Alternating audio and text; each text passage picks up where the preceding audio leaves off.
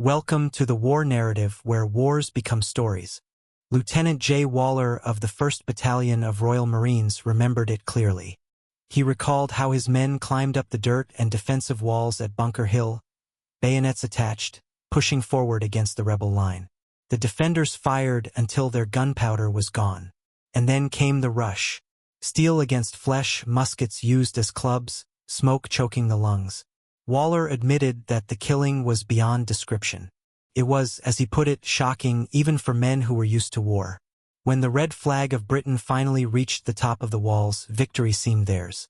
But the ground beneath was slippery with blood, and nearly half the British attackers had fallen in the charge.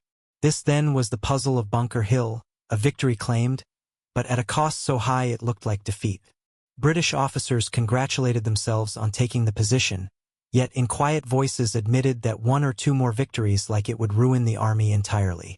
For the colonists, though they had lost the hill, the battle proved something far more valuable. They had stood face to face with the most powerful army in the world, and they had not broken easily.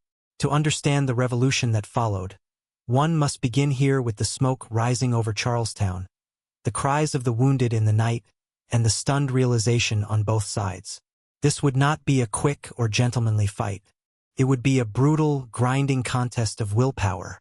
The American Revolution, we often imagine, was a war of clever ambushes in forests and patriots firing from behind trees.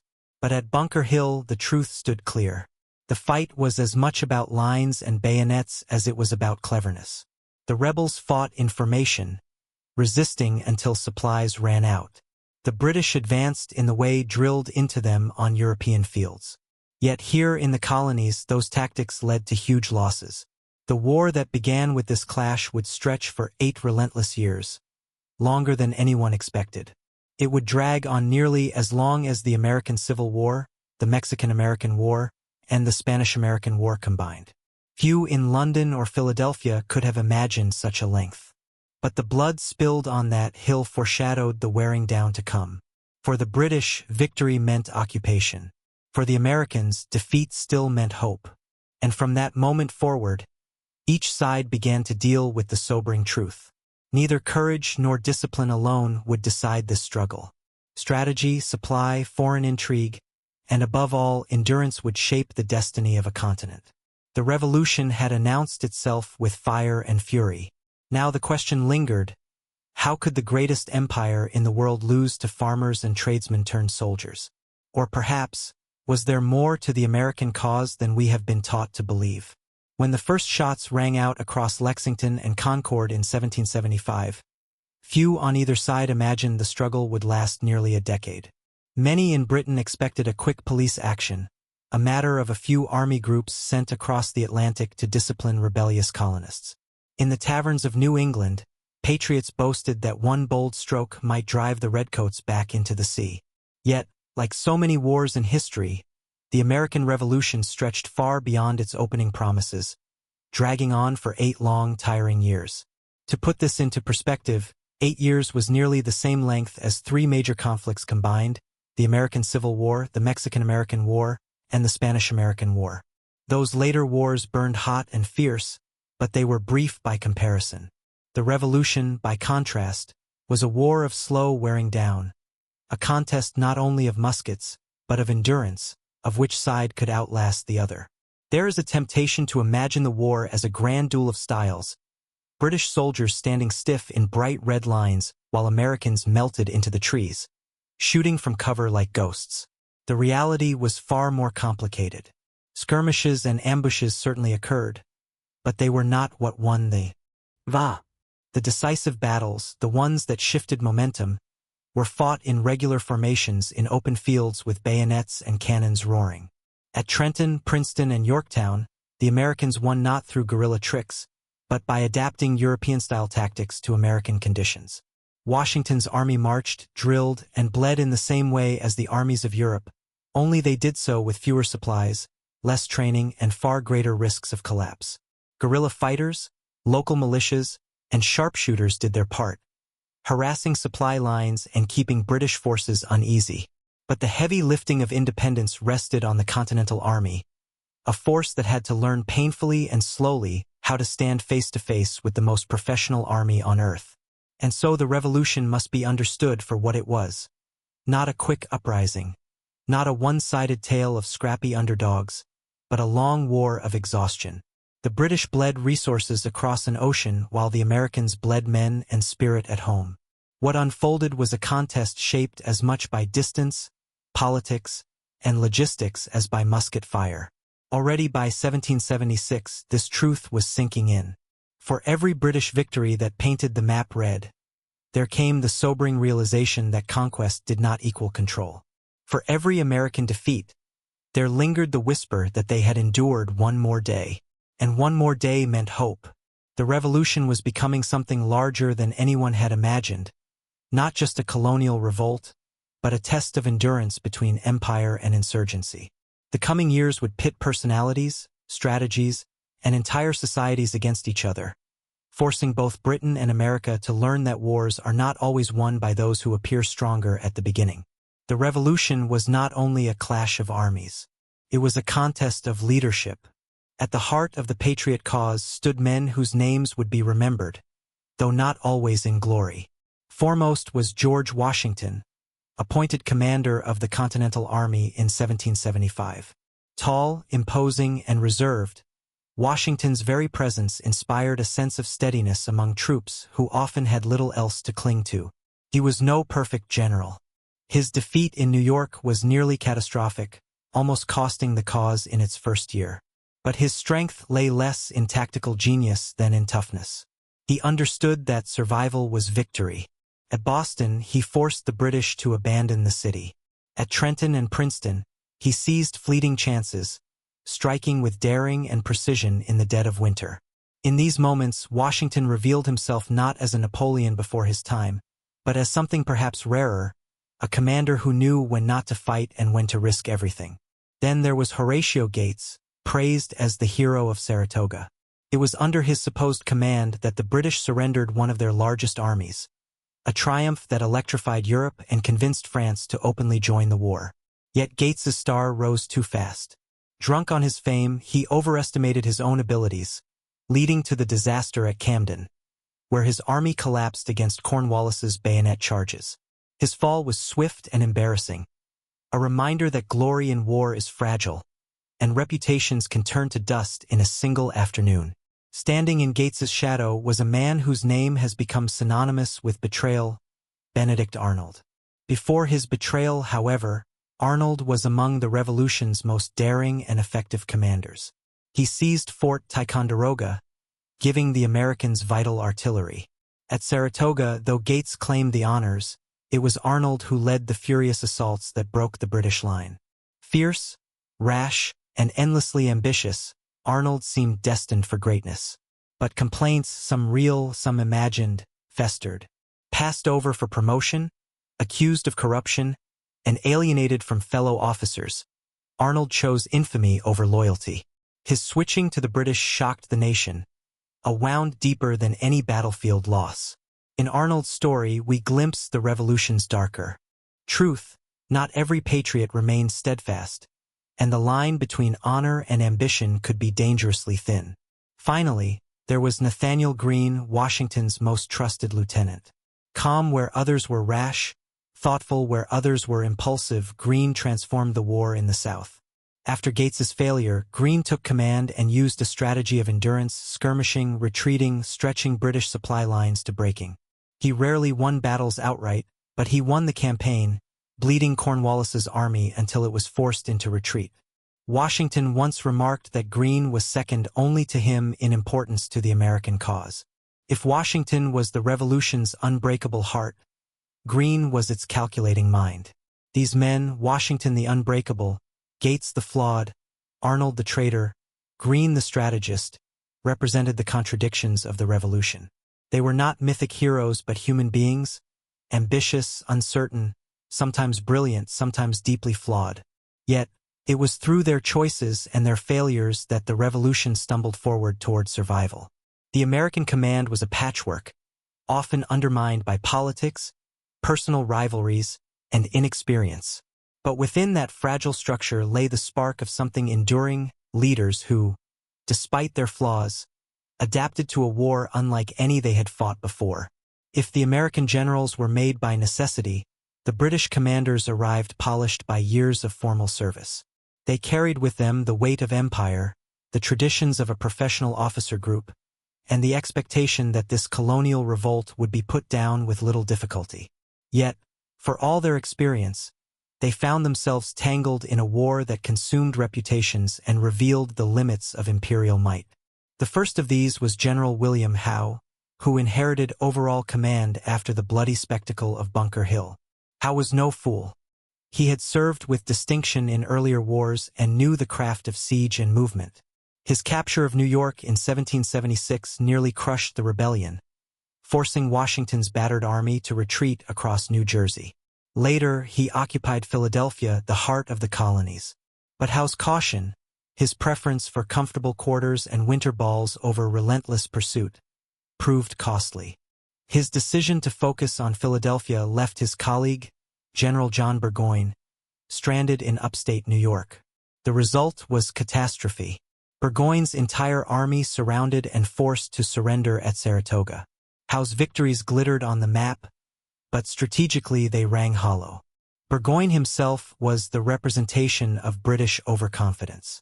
Nicknamed Gentleman Johnny, he was charismatic and ambitious, yet completely unprepared for the logistical nightmare of campaigning through the dense forests of northern New York. His plan to cut off New England by marching down from Canada looked elegant on paper, but collapsed under the reality of wilderness roads, stretched supply lines, and an enemy that harried him at every turn. His surrender in 1777 was not merely a military defeat. It was a turning point in world opinion, convincing France that the American cause was viable. In the wake of these mistakes, Sir Henry Clinton assumed command. Clinton was intelligent and aware of the challenges Britain faced, but he was also cautious to a fault. Operating across an ocean dependent on irregular instructions from London, Clinton rarely risked decisive action. He strengthened British positions, but his inability or unwillingness to deliver a killing blow allowed the revolution to drag on. The most aggressive of Britain's generals was Charles Cornwallis. Ruthless and energetic, he carved his way through the South, winning battles in Georgia and the Carolinas. His victories spread alarm among patriots and seemed to restore British momentum. Yet, Cornwallis's boldness became his undoing. Pursued and harassed by Nathaniel Greene, he pushed too far, stretching his forces thin until he was driven into retreat. His final stand at Yorktown would end in embarrassment, surrendering not just his army, but Britain's hopes of crushing the rebellion. Taken together, the British High Command reveals a troubling picture, officers of great skill and background, but hobbled by poor coordination, broken strategy, and the immense burden of distance. Orders from London could take months to arrive, by which time the realities on the ground had shifted entirely. What might have succeeded in the open fields of Europe faltered in the vast, untamed landscapes of North America. More than once, British generals underestimated the Americans, not their courage perhaps, but their endurance. Howe, Burgoyne, Clinton, and Cornwallis each in his way contributed to Britain's misfortune. It was not foolishness alone that doomed them, but the slow, grinding realization that even the finest generals cannot overcome every obstacle when fighting 3,000 miles from home. On paper, the balance of experience tilted heavily toward Britain. Many of its generals had studied at military academies steeped in the teachings of European warfare, how to move lines of infantry, use artillery, and conduct sieges against fortified towns. They had fought in the great conflicts of the 1700s, from the 7 Years' War to campaigns across Europe and India. By contrast, most American officers had little more than militia service to their names. Their understanding of warfare pieced together from scattered battles along colonial frontiers. Yet the revolution did not unfold on the plains of Flanders or the fields of Saxony. It raged across dense forests, rocky hills, winding rivers, and vast stretches of untamed countryside. The very land worked to blunt Britain's advantage. Roads were poor, bridges fragile, and maps unreliable. Where British officers tried to apply textbook moves, American commanders exploited their close knowledge of the terrain.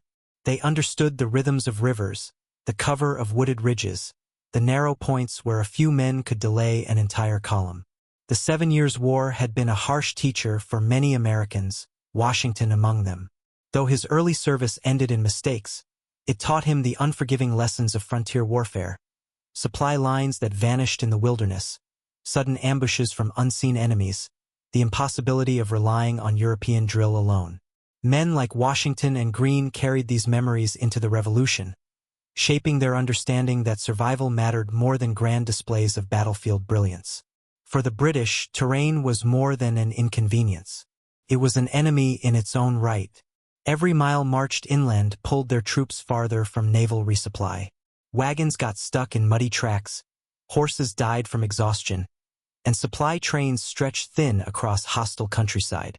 Local guides could mislead or abandon them. Scouts struggled to get through thickets where riflemen lurked.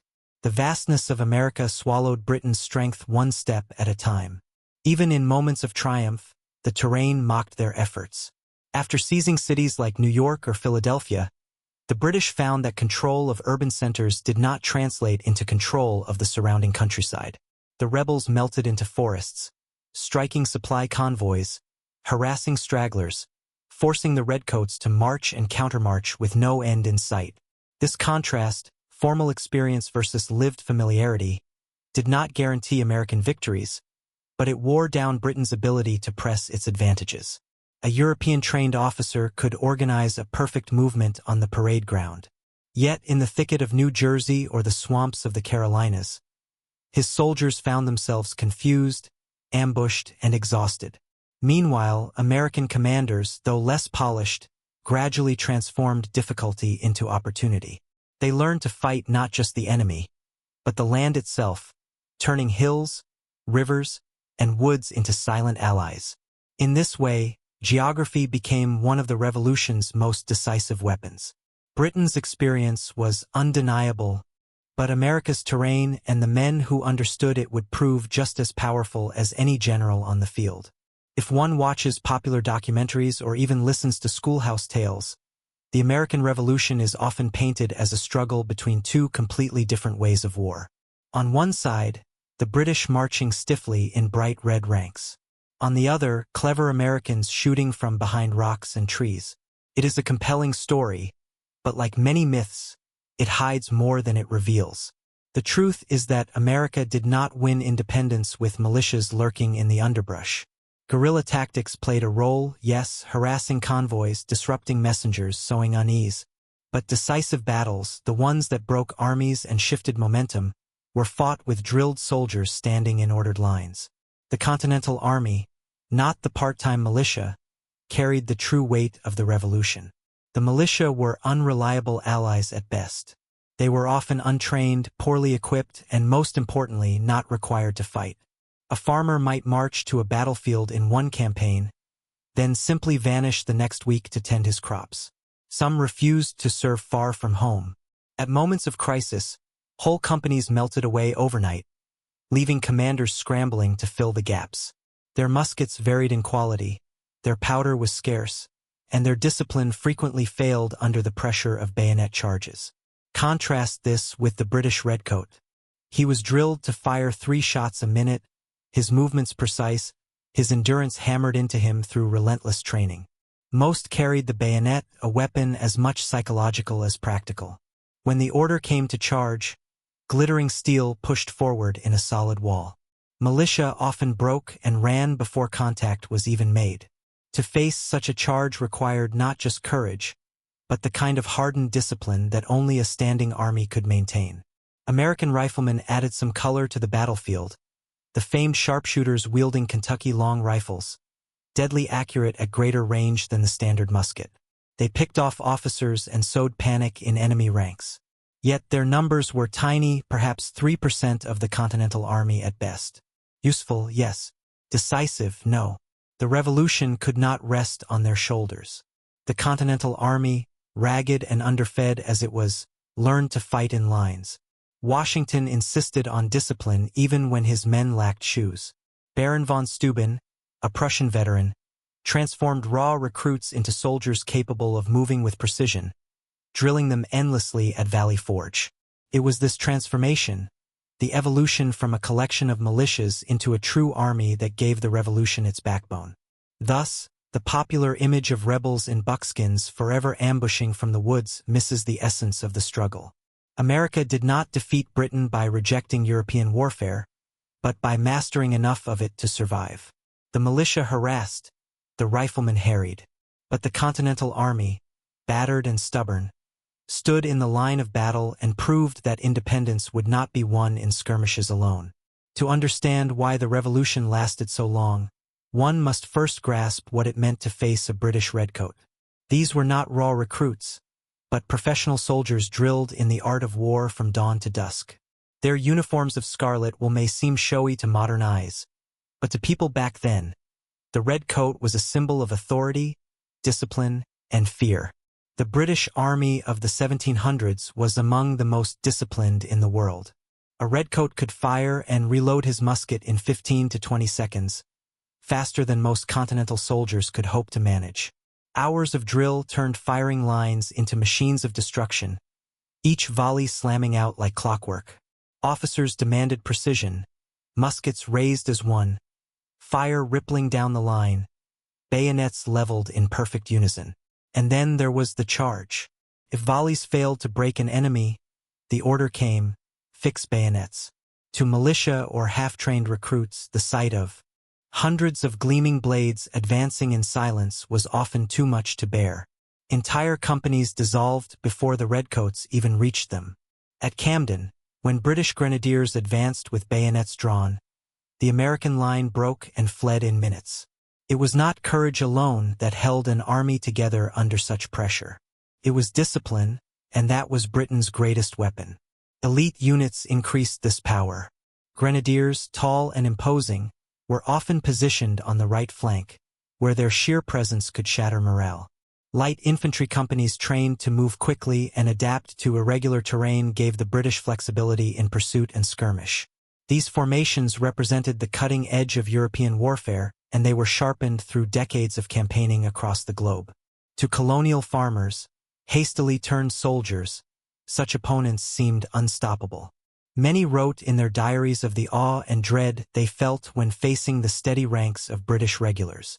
Even experienced Continental officers admitted that to stand against a bayonet charge required nerves of iron. And yet, the very professionalism of the redcoat could be a double-edged sword. The stiffness of their drill, designed for European battlefields, sometimes struggled in America's wilderness. Volley fire that worked perfectly on flat fields became less effective when trees and hills broke the lines. Bayonet charges could terrify militia, but were less decisive against seasoned Continentals who learned to hold firm. Still, the reputation of the redcoat continued. He was not unbeatable, but he was powerful. For much of the war, the British soldier remained the most feared element on the battlefield. If the Americans were to win, they would have to prove that courage, adaptation, and toughness could withstand the might of one of history's most professional armies. No army can march without weapons, and in the American Revolution, what soldiers carried in their hands often shaped the course of the fighting. Both the British and the Americans used muskets as their primary tool of war. But behind those weapons lay very different systems of supply and very different struggles to keep men armed. The British carried the Brown Bess, a 75 caliber flintlock musket that had been the backbone of the Empire's armies for nearly a century. It was sturdy, reliable, and designed for the rhythm of volley fire, line upon line of soldiers unleashing smoke and shot in unison. Each musket was fitted for a bayonet, making it as much a thrusting weapon as a firearm. The Brown Bess was more than a gun. It was a symbol of imperial power, standardized and mass-produced, the mark of a professional army. Across the lines, the Americans carried a patchwork of arms. At first, some had their own hunting pieces, others seized captured Brown Besses. But gradually, thanks to French support, the Charleville musket became their standard. Slightly smaller in caliber at 69, it was lighter, easier to handle, and well suited for the kind of quick volleys and bayonet charges that Washington's men were learning to do. French shipments of these muskets, and the powder to fire them, were lifelines without which the Continental Army could barely have continued. Then there were the rifles. Romanticized in legend, but often misunderstood, The Kentucky long rifle with its grooved barrel could hit a target at distances a musket could not dream of. American riflemen gained fame for picking off officers from far away, striking terror into British ranks unused to such marksmanship. Yet rifles were slow to load, lacked bayonets, and were far too few to change the outcome of great battles. They were a scalpel where the war required hammers. Beyond the weapons themselves lay the grimmer story of supply. For the British, muskets and powder were plentiful, but every round, every cartridge had to be shipped across an ocean. A single storm could delay supplies for weeks, even months. Reinforcements often arrived too late, their effectiveness swallowed by the sheer distances involved. The redcoats, for all their power, were chained to the ports, unable to march too far inland without risking starvation or mutiny. For the Americans, the challenge was even starker. Early in the war, powder was so scarce that soldiers sometimes went into battle with only a few rounds apiece. Muskets broke. Bayonets were in short supply. Uniforms and shoes wore out with no replacements in sight. Washington pleaded constantly with Congress for supplies, but the young government lacked both funds and infrastructure. At Valley Forge, soldiers trained barefoot in the snow, muskets held together with twine. Their spirits sustained less by equipment than by sheer determination. It was foreign aid that tipped the scales. French muskets, Spanish silver, Dutch loans, all flowed into the rebellion, slowly transforming ragged volunteers into a true army. Every Charleville musket delivered was a step toward survival. Every crate of powder smuggled past British blockades was a spark of hope. Thus, the arming of the armies was more than a matter of steel and wood. It was a mirror of the war itself. Britain's power was vast but stretched thin. America's weakness was crippling yet slowly compensated by allies abroad. In every musket fired, in every bayonet charge, one can hear not only the clash of armies, but the echo of supply ships creaking across the Atlantic, carrying the tools of both conquest and independence. If muskets and powder told one side of the revolution, hunger and frost told the other. Nowhere is this truth more stark than at Valley Forge, the winter camp of 1777 to 1778. Here in the frozen hills of Pennsylvania, the revolution nearly died before it had the chance to bloom. The numbers are haunting. Of the 12,000 men who marched into the camp, nearly 2,000 would not march out. They died not by British bullets, but by starvation, disease, and exposure. Frostbitten feet blackened and rotted. Soldiers huddled in crude huts that barely kept out the wind. Many lacked coats, blankets, even shoes. Washington's men left bloody footprints in the snow as they drilled, their sawls worn away to nothing. Diaries and letters speak with a quiet despair. One soldier described chewing on boiled leather for lack of food. Another wrote that he had not seen bread for weeks. The threat of desertion loomed large. Many wondered if the cause was doomed, if it was worth dying by inches in the bitter cold. Washington himself, pacing among his men, admitted in private letters that the army teetered on the edge of falling apart. And yet, Valley Forge was not merely a scene of suffering. It was a crucible. Amid the smoke of small fires came the arrival of Baron Friedrich Wilhelm von Steuben, a Prussian officer who spoke little English, but carried with him the art of professional drill. Day after day, he trained ragged soldiers into disciplined ranks. He taught them to reload faster, to move with precision, to hold firm against the dreaded bayonet charges. His methods were harsh, but his humor and dedication won over the men. By spring, the army that staggered out of Valley Forge was not the same as the one that had entered. This transformation was as critical as any battlefield victory. Valley Forge became the symbol of the revolution's endurance, the idea that survival itself was triumph. The men had faced not just the enemy, but hunger, frost, and despair, and they had endured. Out of the misery of winter emerged an army forged in hardship, no longer a collection of militias, but a true continental force. The memory of Valley Forge lingered long after the war. To patriots, it was proof that independence had been earned in blood and sacrifice, not only on the battlefield, but in the long months of waiting, suffering, and refusing to break. To the soldiers who survived, it was a scar they carried for life, a reminder that liberty was not born in glory, but in endurance. Thus, when we speak of the Revolution, we must remember Valley Forge not as a battle, but as a test of will. It was here in hunger and death that America's army learned the strength to fight on. The Revolution is often remembered as a united struggle of colonists against the British Crown. But the truth was far more complicated. The war did not merely pit Americans against redcoats. It set neighbor against neighbor, father against son, community against community. It was as much a civil war as it was a war for independence. Support for the patriot cause varied dramatically by region. In New England and much of the North, anger against British trade restrictions and taxes ran deep. Merchants were frustrated under London's rules. Farmers bristled at troops staying in their towns. Here, independence carried an undeniable appeal.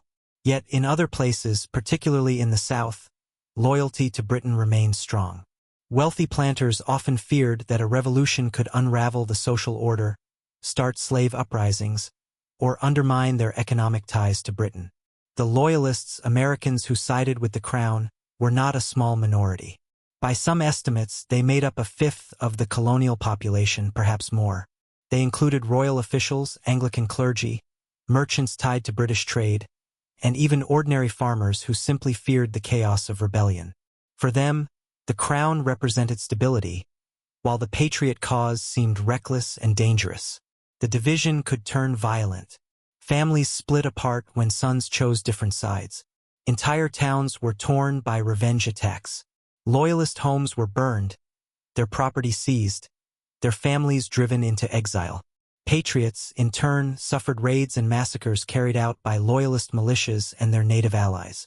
In the Carolinas, the fighting often turned into brutal local feuds, with neighbors settling old grudges under the banner of politics. Religion, too, played a role. Congregationalists and Presbyterians leaned heavily toward independence, while many Anglicans held to loyalty. Sermons thundered from pulpits, some proclaiming the rebellion as a sacred struggle for liberty, others condemning it as sinful rebellion against God's chosen authority. The Revolution seeped into every part of life, shaping not just politics, but the deepest moral and spiritual beliefs of the people. Even within the patriot movement, unity was hard to find. Congress quarreled endlessly. State governments resisted central authority, and commanders in the field sometimes pursued personal glory at the expense of cooperation. Yet, despite these divisions, the idea of independence spread, binding enough people together to sustain the cause. This broken support is vital to understanding the Revolution. It was not a unanimous uprising of 13 colonies, but a messy, contested, often violent struggle that turned communities into battlegrounds. The Revolution was both a war of liberation and a war of identity, forcing Americans to decide not just whether to break from Britain, but who they truly were. In the end, the Patriots won not because they commanded complete loyalty, but because they built a cause compelling enough to hold together long enough. Their opponents were never few, but they were scattered, disorganized, and dependent on British strength that stretched thin across the ocean. The Revolution's greatest danger was always internal. And yet, despite the breaks, the vision of independence endured. For the first 2 years of the Revolution, America stood largely alone. Ragged militias and the young Continental Army faced the greatest empire in the world with little more than borrowed powder and desperate resolve. But the war's fate would not be decided solely in Boston or Philadelphia. It would be shaped in Paris, Madrid, and Amsterdam, in the palaces of kings, in the halls of finance. The Revolution became a global struggle, not because America was strong, but because Britain had enemies everywhere. France was the first and most crucial ally. Still hurting from its defeat in the 7 Years' War, embarrassed by the loss of Canada and India, France saw in the American Rebellion a chance for revenge. At first, French support came quietly, shipments of muskets, powder, and uniforms smuggled through the Caribbean. French officers volunteered their swords. Among them, a young idealistic aristocrat, the Marquis de Lafayette. Barely 19, Lafayette crossed the ocean to fight for liberty in a land he had never seen, binding his destiny to Washington's army. His enthusiasm inspired the Americans and lent their cause respect abroad. After Saratoga, France made its move openly. In 1778, it signed a treaty of alliance, recognizing American independence and committing ships, soldiers, and treasure to the fight. The balance of power shifted overnight. No longer was Britain battling rebellious colonies. It was facing a coalition war. Spain soon followed, though more cautious. Its interest was less in liberty than in reclaiming lost territories and weakening Britain's hold over the seas. Spanish forces attacked British positions along the Gulf Coast and the Mississippi, while fleets joined the French in challenging British dominance in the Atlantic. Meanwhile, the Dutch provided vital loans, flowing money that kept the struggling Continental Congress going. Britain suddenly found itself surrounded. What began as a colonial rebellion now threatened to become a global conflict stretching from the Caribbean to Gibraltar, from the Atlantic to the Indian Ocean. The Royal Navy, once supreme, strained to protect trade routes and distant possessions. The Siege of Gibraltar in 1779, the largest battle of the entire Revolution in terms of manpower, drew tens of thousands of troops into a contest far from American shores. Though Britain held Gibraltar, the cost in resources was immense. International aid did more than supply muskets and ships. It gave the American cause legitimacy. Patriots who once feared they might be crushed now saw European powers aligning with them.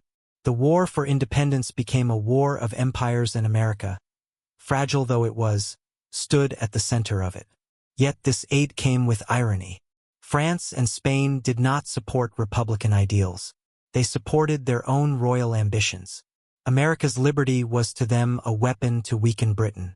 Still, whatever the motives, the effect was undeniable. Without French ships, Yorktown would never have been possible. Without Spanish pressure, Britain might have moved more forces to the colonies. Without Dutch money, the Continental Army might have simply dissolved. The Revolution was no longer an isolated struggle.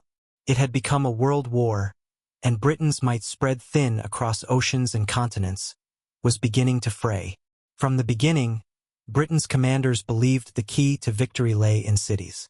They were the centers of commerce, government, and communication. Capture Boston. Capture New York. Capture Philadelphia. Surely the rebellion would collapse once its centers of resistance were cut away. It was a strategy that reflected European thinking. Wars were won by holding capitals and fortresses, by seizing the arteries of trade and authority. And at first, the logic seemed sound. In 1776, General William Howe captured New York, forcing Washington's battered army into retreat. The city, the largest in the colonies, became the crown jewel of British occupation. A year later, Philadelphia, the heart of colonial politics, fell into British hands. Redcoats paraded through its streets while Congress fled into the countryside. London celebrated, imagining the rebellion on the brink of collapse. But in America, cities were not the war. They were trophies, yes, but they were islands in a vast sea of resistance. Occupying New York or Philadelphia did not mean controlling the farms, the villages, or the countryside where the Revolution drew its strength.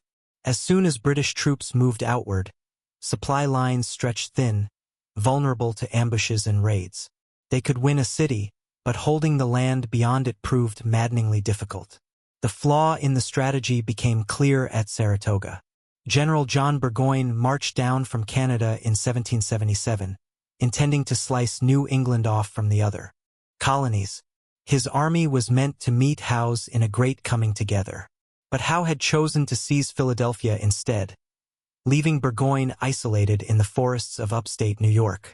Starved of supplies, harassed on every side, his army collapsed into surrender. What was meant to be a masterstroke became a disaster of historic proportions. Britain's focus on cities created further problems. Garrisons consumed manpower that could not be spared elsewhere. Communication across the Atlantic added another layer of confusion. Orders from London arrived months late, often contradicting the realities on the ground. Generals argued, plans faltered, and coordination broke down. By clinging to the old European model of conquest, Britain found itself bleeding resources without ever delivering a decisive blow. The American countryside remained stubbornly defiant. Farmers supplied rebel forces. Militias gathered and scattered at will. And Washington's army, though beaten repeatedly, never vanished. The fall of a city might have crippled a European kingdom. In America, it was a wound, but not a fatal one. This was the great miscalculation of British strategy. They fought to seize points on a map while the Revolution fought for time and survival. And as the years wore on, the weight of distance, miscommunication, and the sheer size of the continent turned those captured cities into gilded cages, symbols of power that hid the reality of Britain's failing grip. In the earliest days of the Revolution, the Americans often tried to fight as Europeans did. Big battles, grand assaults, bold gambles, and almost without fail, those gambles ended in disaster.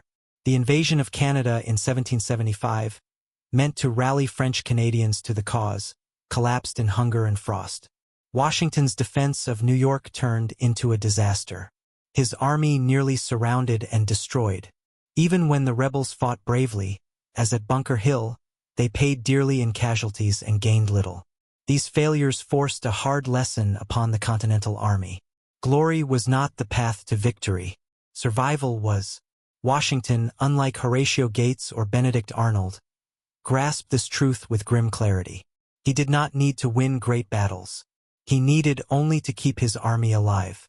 So long as the Continental Army existed, the Revolution lived. That meant retreating when necessary, refusing battle on bad terms, and striking only when the odds tipped sharply in his favor. At Trenton, in the dead of winter, Washington gambled just enough, crossing the icy Delaware to surprise a Hessian garrison. It was a small victory, but it electrified a nation weary of defeat. At Princeton, he struck again, slipping away from superior forces to pounce on an isolated British detachment. These triumphs were not decisive in military terms, but in psychological ones. They reminded Americans that their cause was not hopeless. This philosophy of war matured over time. By the later years, American commanders like Nathaniel Greene perfected the art of wearing down. Greene rarely sought direct confrontation. Instead, he stretched Cornwallis thin across the Carolinas, fighting skirmishes, harassing supply lines, retreating before overwhelming strength. Every battle weakened the British, not by breaking them in a single clash, but by bleeding them slowly, relentlessly. It was a strategy born not of theory, but of necessity. The Americans could not afford to lose men recklessly, nor could they replace losses as Britain could. Their army was fragile, always on the brink of collapse, plagued by desertion and supply shortages. Yet by fighting selectively, by forcing the British to chase shadows, the Americans turned weakness into strength. In many ways, this adaptation echoed the landscape itself. America was vast, untamed, and resistant to control. Just as the forests and rivers consumed British campaigns, so too did the Americans adopt a strategy of endurance, absorbing blows and retreating, only to re-emerge when least expected. Failure then was not the end. It was the teacher. The Americans learned through bitter defeats what kind of war they could and could not fight. They could not match Britain musket for musket in open fields, but they could refuse annihilation, deny Britain easy victories, and wait for the Empire's will to break. By the time the French fleet entered the war, the Americans had already reshaped their approach into something uniquely suited to their struggle. Washington's refusal to gamble the Revolution on one desperate showdown ensured that when the decisive moment did arrive at Saratoga, at Yorktown, the American army was still there to seize it. The Revolution was in the end a study in adaptation. From the ashes of failure, the Americans learned the discipline of patience. From defeat, they forged the wisdom to endure. In the summer of 1777, Britain gambled on a bold plan. General John Burgoyne, Gentleman Johnny, would march south from Canada with a large army cutting through the wilderness of upstate New York. His goal was to seize control of the Hudson River, splitting rebellious New England off from the rest of the colonies. In theory, another British force under General Howe would march north from New York City to meet him, tightening a trap around the heart of the rebellion. On paper, it was elegant. In reality, it was a disaster waiting to unfold. The American wilderness swallowed Burgoyne's progress. Dense forests, muddy roads, and long supply lines slowed his army to a crawl. Every wagon, every cannon had to be dragged through terrain that swallowed horses and exhausted men. Local militias harassed his columns, cutting down trees across roads, picking off stragglers and denying him food. Meanwhile, Howe had chosen to march on Philadelphia instead, leaving Burgoyne to his fate. By September, Burgoyne's army, tired and low on supplies, faced a growing American force near Saratoga. Under General Horatio Gates, though much of the real credit belonged to Benedict Arnold, the Americans stood their ground. At Freeman's Farm and Bemis Heights, Arnold led furious counterattacks, rallying his men and hurling them against British lines until Burgoyne's troops broke. Surrounded, starved, and with no hope of relief, Burgoyne surrendered his entire army of nearly 6,000 men. The surrender at Saratoga was more than a military victory. It was a political earthquake. For the first time, a major British force had been decisively defeated and captured. The myth of British invincibility cracked. In Europe, diplomats took note. France, long watching from the sidelines, now saw proof that the American cause was not a doomed rebellion, but a real war for independence. In 1778, France entered the conflict openly, bringing with it fleets, money, and soldiers. Spain and the Netherlands would soon follow, drawn less by love of liberty than by the chance to weaken Britain. For the Americans, Saratoga was a surge of hope. Soldiers and civilians alike celebrated, believing the tide had finally turned. But the victory also revealed the fragile nature of American command. Gates basked in the glory, claiming the honors, while Arnold, whose leadership had been decisive, fumed at the slight. Wounded in battle, embittered, and feeling unrecognized, Arnold's resentment would fester, eventually pushing him down the path of betrayal. Thus, Saratoga, the Revolution's greatest triumph, also planted the seeds of its most infamous treachery. Still, in the broader arc of the war, Saratoga was the hinge upon which everything turned. Without it, France might never have risked open war with Britain. Without French ships, Yorktown would have been impossible. Without European support, the revolution might have withered in exhaustion. Saratoga proved that the Americans could not only survive but win. And that discovery changed the world. After Saratoga and France's entry into the war, Britain found itself on the defensive in the north. New England was too fiercely rebellious and the middle colonies too unstable to secure. So London shifted its view to the south. The strategy was simple: exploit loyalist feeling in the Carolinas and Georgia, rally those loyal to the crown, and roll northward, strangling the rebellion from its softer underbelly. At first, the plan seemed to work. British forces swept into Georgia in 1778, capturing Savannah. The following year, Charleston, one of the South's most important ports, fell after a brutal siege. Thousands of American soldiers were taken prisoner, the largest surrender of Patriot forces in the entire war.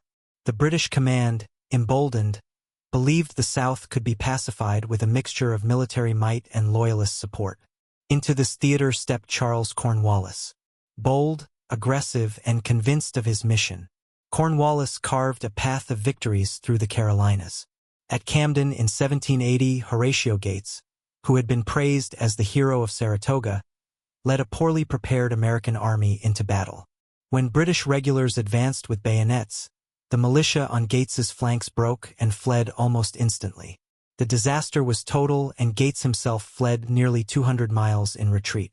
It was one of the darkest moments of the Revolution, and morale in the South plummeted. But where Gates failed, Nathanael Greene emerged. Washington entrusted him with the shattered remnants of the Southern Army, and Greene adopted a strategy of patience. He knew he could not match Cornwallis man for man. Instead, he embraced a war of endurance. Greene wrote, "We fight, get beaten, rise, and fight again." His goal was not to win big battles, but to bleed Cornwallis, to stretch his supply lines, to wear down his strength by degrees. Greene divided his forces, forcing Cornwallis to chase him across vast stretches of the Carolinas. At Cowpens, Daniel Morgan, serving under Greene, pulled off a brilliant double surrounding, luring the British into a trap and crushing one of their best units. At Guilford Courthouse, Greene's men fought hard before retreating, leaving Cornwallis technically victorious, but at a cost so severe it hollowed out his army. Meanwhile, the countryside burned with irregular warfare. Patriot partisans like Francis Marion, the Swamp Fox, harassed British detachments, ambushed convoys, and melted into the wilderness. Loyalist and patriot militias clashed in brutal civil war, neighbors turning on one another with ferocity that shocked even seasoned officers. The South became not just a battlefield, but a patchwork of vengeance and payback. By the summer of 1781, Cornwallis had chased Greene deep into North Carolina, but found himself dangerously overextended. His supply lines stretched thin, his men exhausted, his victories increasingly hollow. Greene, though often retreating, had achieved his aim. Cornwallis's advance had cost him more than it had gained. The British general seeking safety and reinforcements turned northward toward Virginia and ultimately toward Yorktown.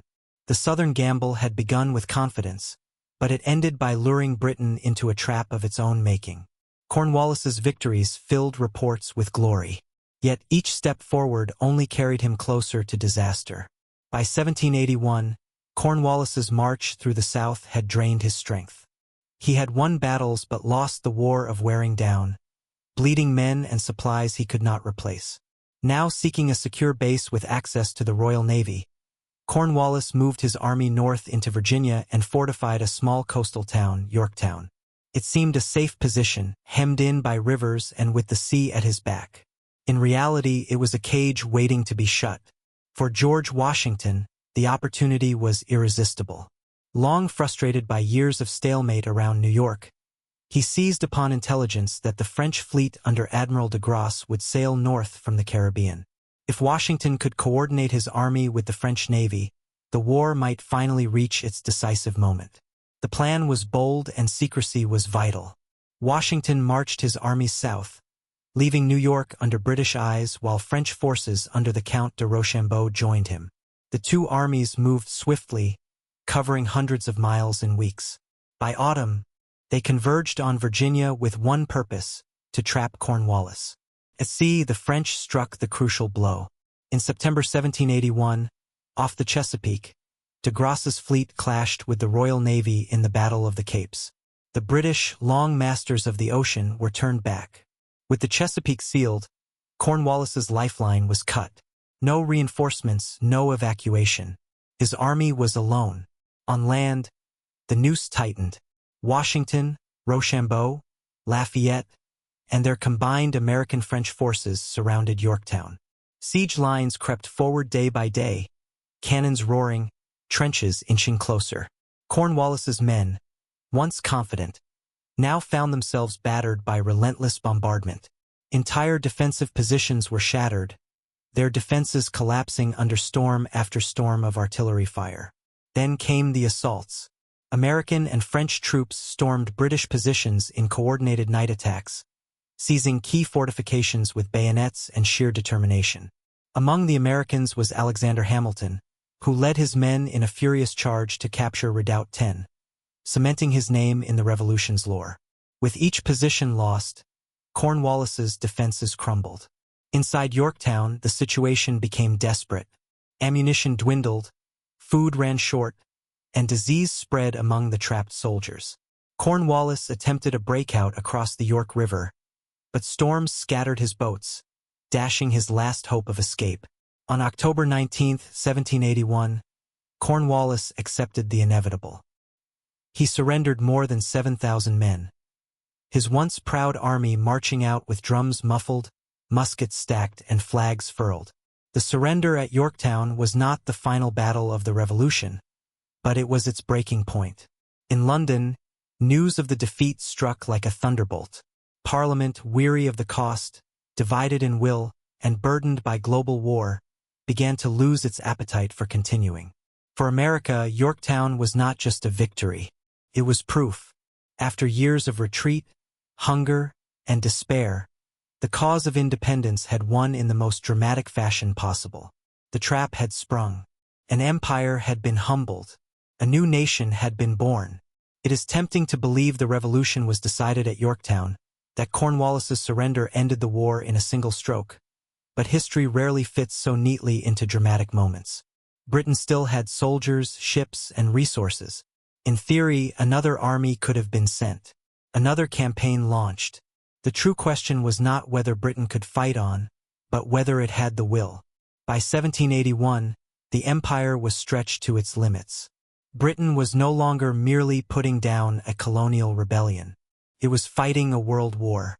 French fleets threatened the Atlantic.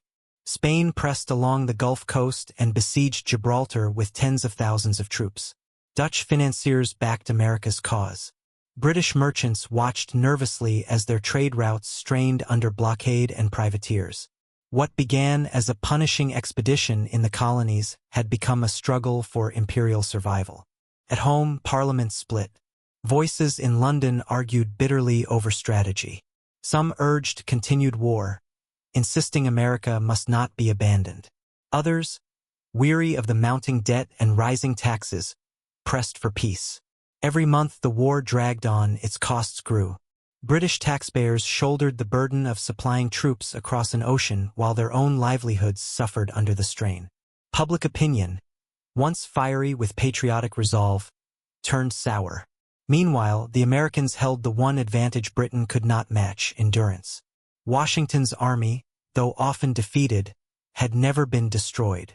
The revolution survived setbacks because its very nature demanded only survival, not conquest.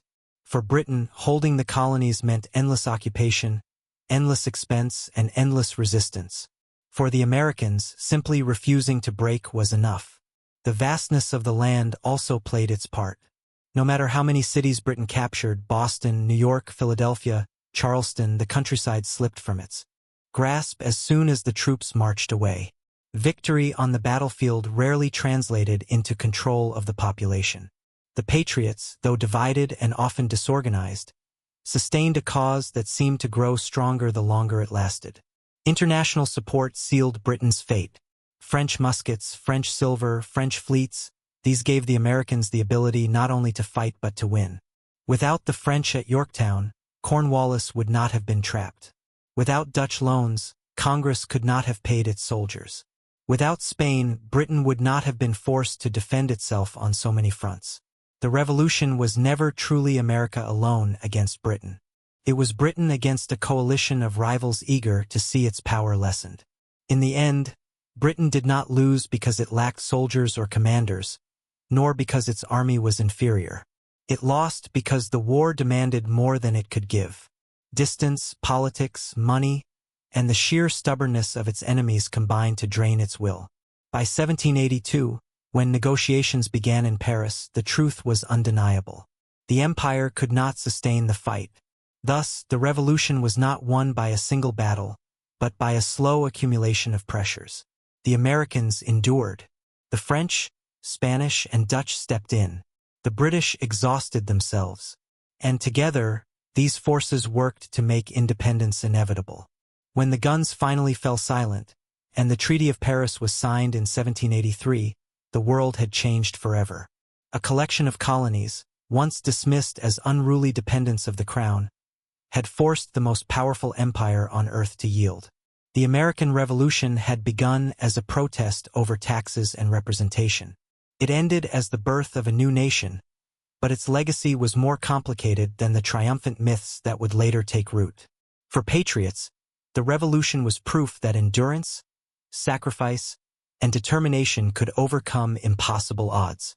For loyalists, it was a bitter exile. Their homes burned, their lands taken, their loyalty branded as betrayal. Tens of thousands fled north to Canada or across the sea, their lives turned upside down by a war they had never chosen. For enslaved Africans and Native Americans, the revolution's promise of liberty was often hollow. Many fought on both sides in the hope of freedom or survival, only to find their futures unchanged or even worsened by independence. The revolution also revealed the puzzle of American identity. It was a war of liberation but also a civil war. It drew strength from ideals of liberty and self-rule, yet depended heavily on foreign monarchies to succeed. Its leaders were flawed men, sometimes brilliant, sometimes selfish, sometimes treacherous. Yet, out of their contradictions, a republic was born. Internationally, the revolution shook the foundations of empire. Monarchs across Europe watched nervously. aware that if a colonial rebellion could succeed in America, the spark might spread. Indeed, within a decade, revolution would erupt in France, toppling a king and rewriting the political order of Europe. Across Latin America, independence movements drew inspiration from the American struggle. The revolution did not end with America. It ignited a century of upheaval across the world. And yet, memory has often softened its edges. We imagine heroic Minutemen and steadfast leaders, but forget the hunger at Valley Forge, the divisions in the countryside, the uncertainty that plagued every step. We tell of triumph at Yorktown, but less often of the weary years of retreat and defeat that came before it. The revolution was not inevitable, nor was it clean. It was messy, brutal, and deeply human. Still, from those hardships came something enduring, the conviction that a people could shape their own destiny. The United States would wrestle for generations with the meaning of its revolution, striving and often failing to live up to the ideals it proclaimed. But in the autumn of 1781, when Cornwallis's men stacked their muskets at Yorktown, and in 1783 when Britain finally recognized independence, a door opened that could not be closed again. The legacy of the revolution is not just in battles won or treaties signed. It is in the questions it left behind, the questions of liberty, identity, and endurance that still echo across history.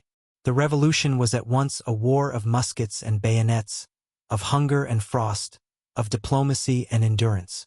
It was America's first great test, and it was survived. Out of that survival, a nation was born,